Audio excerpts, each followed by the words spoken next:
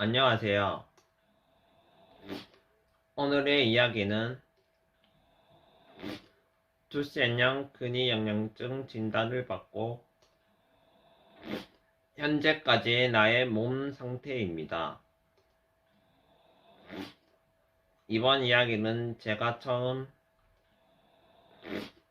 두센형 근위영양증 진단을 받은 2004년 8살 무렵으로 거슬러 올라갑니다. 처음 증상이 앉았다가 일어설 때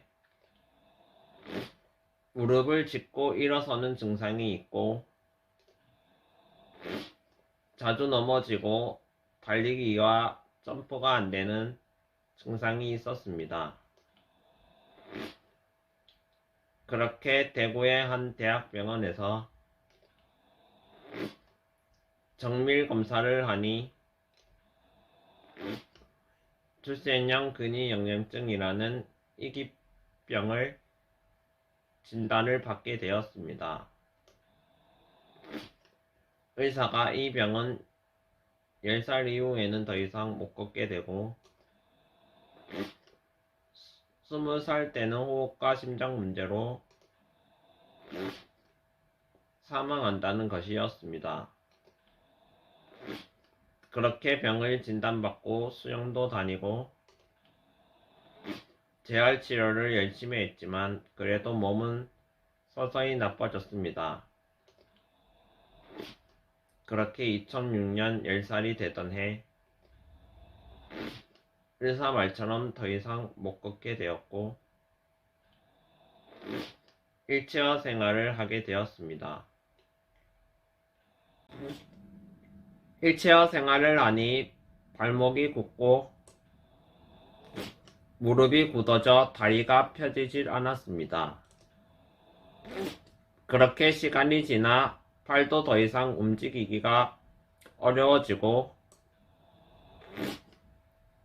잘 때도 혼자 자세를 못 바꿔서 보호자가 도와줄 정도로 몸의 근육이 약해졌습니다.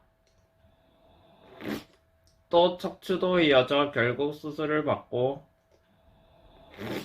15살 때는 심장이 약해져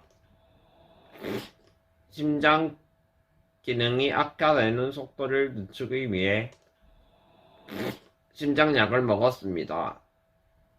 그리고 5년 후 전동 일체어 운전도 손목 근력 저하로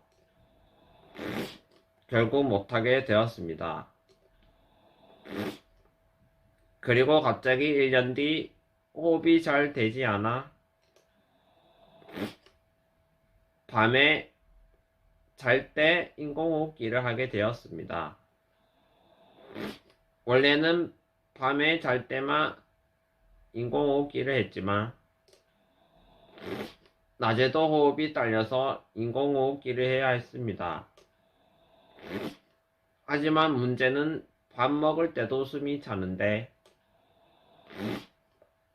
밥 먹을 때 인공호흡기를 쓰면 살에도 걸리고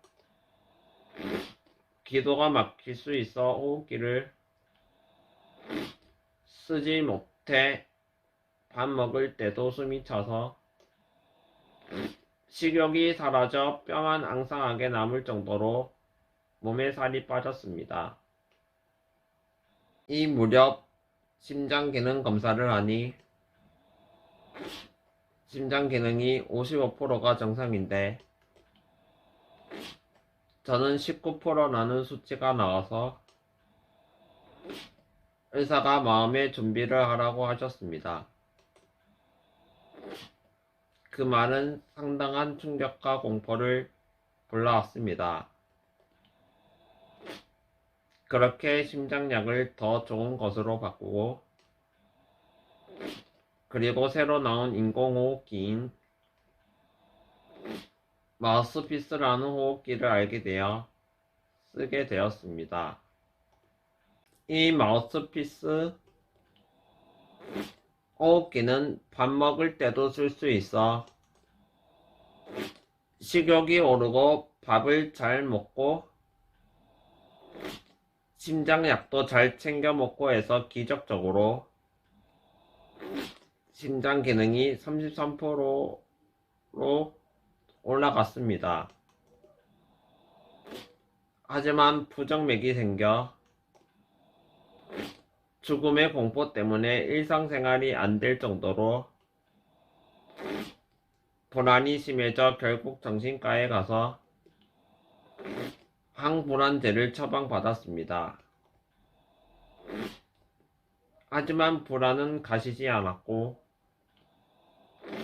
설상가상으로 부정맥 중 가장 위험하고